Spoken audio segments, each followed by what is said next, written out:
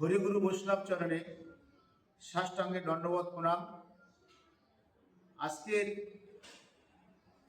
গৌরাঙ্গের নিজ শক্তি পণ্ডিত গদাধর মহাপ্রভুর যে শক্তি, গদাধর পণ্ডিতের আবির্ভাব এবং সুখদেব গোস্বামী প্রভুর আবির্ভাব।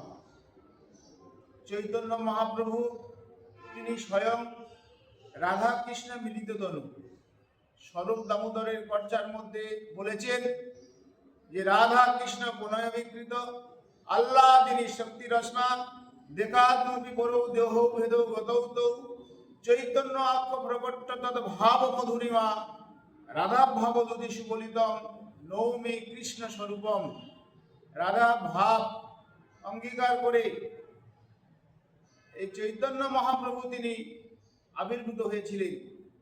আর সেই রাধারানীর অবতার হচ্ছে গদাধর পণ্ডিত। এখানে চৈতন্য মহাপ্রভু তিনি স্বয়ং কৃষ্ণ। কৃষ্ণলীলায় মহাপ্রভু যে সমস্ত পার্শ্বদগণ ছিলেন তারা সবাই এই গৌরলীলাতে এসেছেন। এই জন্য গদাধর পণ্ডিত হচ্ছে শ্রীমতী রাধারানীর এবং ললিতা বিশাখা সখী, সেখানে স্বরূপ দামোদর, রামানন্দ রায় বা কৃষ্ণের যে অষ্টসখী তারা সবাই এসেছে এই মহাপ্রভুর পার্শ্বদ রূপে। এখানে তারা প্রত্যেকে পুরুষ দেহ লাভ করেছেন। কেন? চৈতন্য মহাপ্রভু তিনি জগজ্জীবকে উদ্ধার করার জন্য এবং শ্রীমতী রাধারানীর প্রণয় মহিমা কি রূপ সেটি আস্বাদন করার জন্য এ জগতে এসেছেন। তিনি যে সন্ন্যাস গ্রহণ করেছেন, সন্ন্যাসীর ধর্ম সর্বদা প্রচার কার্য করা। এই জন্যে মহাপ্রভু তিনি এ জগতে 48 বছর লীলা বিলাস করার পর তিনি যখন 24 বৎসর গৃহস্থ লীলা করেছিলেন, আর এই 24 বৎসর সন্ন্যাস লীলা, তার মধ্যে 6 বৎসর বিভিন্ন তীর্থে গমনাগমন আর 18 বৎসর কাল গম্ভীরাতে সেই মহাভাবে বিভোর ছিলেন। এই জন্যে মহাপ্রভু হচ্ছে সন্ন্যাসী।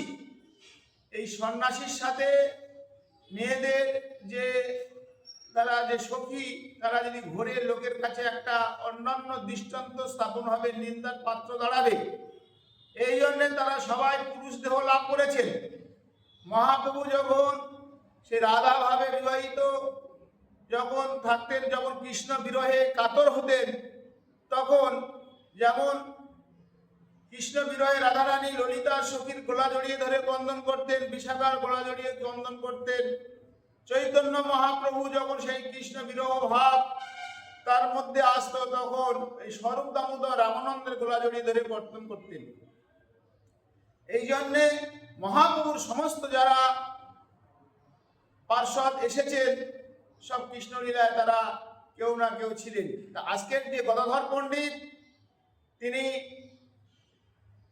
মহাপ্রভুর স্বয়ং শক্তি, রাধা অবতার শাস্ত্রে বর্ণনা করা আছে। এবং আজকের আরেকজন যে আমাদের ভাগবত কথা শ্রবণ করিয়েছিলেন পরীক্ষিত মহারাজকে, সেই সুখদেব গোস্বামী প্রভুর তারও আজকের আবির্ভাব। এই সুখদেব গোস্বামী প্রভু তিনি তার মার বিটিকার গর্ভে ছিলেন 12 বৎসর। এক সময় তার পিতা কৃষ্ণদৈবেন বেদব্যাস বলছে, হে কোন মহাপুরুষ, তুমি এই গর্ভের মধ্যে আছো, গর্ভে থেকে বার হও। সেই গর্ভের থেকে সুখদেব গোস্বামী বলছেন বেদব্যাসকে, মহারাজ এই দুরন্ত মায়া আমাকে গ্রাস করবে। তখন বেদব্যাস বলছেন, ঠিক আছে, আমি ভক্তিযোগ অবলম্বন করে কিছুক্ষণের জন্য মায়াকে দূরে অপসারিত করছি, তুমি প্রকট হও। শাস্ত্রে সেখানে বলেছেন, ভক্তি যোগেন মনসি সম্যক পনিহিতে অমলে অপশ্চাৎ পুরুষং চৈব মায়াঞ্চ তদব আশ্রয়ম। আমি কিছুক্ষণের জন্য মায়াকে দূরে ছড়িয়ে দিচ্ছি, তুমি আসো, প্রকট হও। তারপরে সুখদেব গোস্বামী প্রকট হয়ে সঙ্গে সঙ্গে তিনি বনের মধ্যে চলেছেন। 12 বৎসরের ছেলে উলঙ্গ অবস্থায়, কে স্ত্রী কে পুরুষ তার ওই জ্ঞান নাই। যারা মুক্ত মহাপুরুষ, যাহা যাহা নেত্রে পড়ে তাহা কৃষ্ণ স্ফুরে, সমস্ত তারা কৃষ্ণময় দর্শন করে। বিদ্যা বিনয় সম্পন্নে ব্রাহ্মণে গভীরহস্তিনী শুনি জৈবচ সবাকে পণ্ডিত সমদর্শিনা গীতার মধ্যে বলেছেন, সবাইকে তারা সমান দেখেন। এখন সুখদেব গোস্বামী যখন বনের মধ্যে প্রবেশ করে গিয়েছেন, পিছনে পিছনে বেদব্যাস তিনি হা পুত্র বলে ধাবিত হচ্ছেন। দেখছেন সে গভীর বনের মধ্যে চলে গেছে। সেই বনে যারা কাঠুরিয়ারা কাঠ কাটে, বেদব্যাস তাদেরকে বলছে, দেখেছো কি একটা কৃষ্ণ বর্ণের ছেলে এই বনের মধ্যে বিচরণ করতে? বলে হ্যাঁ। তখন বেদব্যাস তিনি তাদেরকে কয়েকটি ভাগবতের শ্লোক শিখিয়েছিলেন, কৃষ্ণের উপমাধুরী। সেখানে বরাহ পীরাং নটবর গোপু কর্ণয় কর্ণিকারং বিভ্রদর্শ কনক কবিসং বজয়ন্তিং জম্মালম রন্ধন রদর সুদর পুনর্রয় গোপবিন্দয় বৃন্দাবর্ণ শপদর মলং প্রতিসাদ গীত কীর্তি শ্যাম হিরণ্য পরিধি বনমাল্য গ্রহ এবং নৌমিণ্ডতে অগ্রবপুষে। এইভাবে ভাগবতের কৃষ্ণের উপমাধুরী এই শ্লোকগুলো কাঠুরিয়াদেরকে শিখিয়ে দিয়েছিলেন।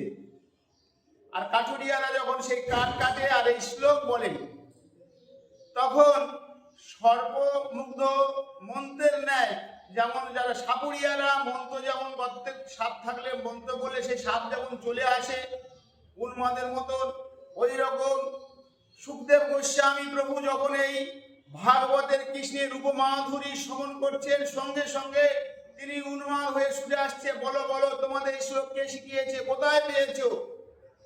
তা সেখানে সুখদেব গোস্বামী তখন বলল যে আমাদের আছে, শিখিয়েছে, আসো।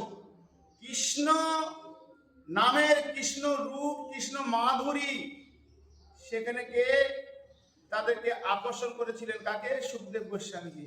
সেই সুখদেব গোস্বামী প্রভু তিনি জন্মযোগী।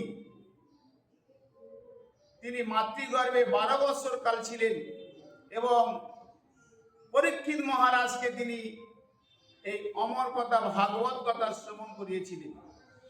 সেই সুখদেব গোস্বামী প্রভু পরীক্ষিত মহারাজকে অভয় দান দিয়ে এই 7 দিন ব্যাপী ভগবানের কথা শ্রবণ করিয়েছিলেন। এই ভগবানের কথা যদি কেউ শ্রবণ করে কি ফল লাভ হয়? শাস্ত্রে বলেছেন, যস্যা বৈশীয়মানাং কৃষ্ণ পরম পুরুষ ভক্তির প্রবুদ্ধতে পুংসা সব মোহ ভয়াপহ। পরম পুরুষ ভগবান শ্রীকৃষ্ণের কথা যদি আমরা শ্রবণ করি, তাহলে আমাদের শোক মোহ ভয় সব চলে যাবে।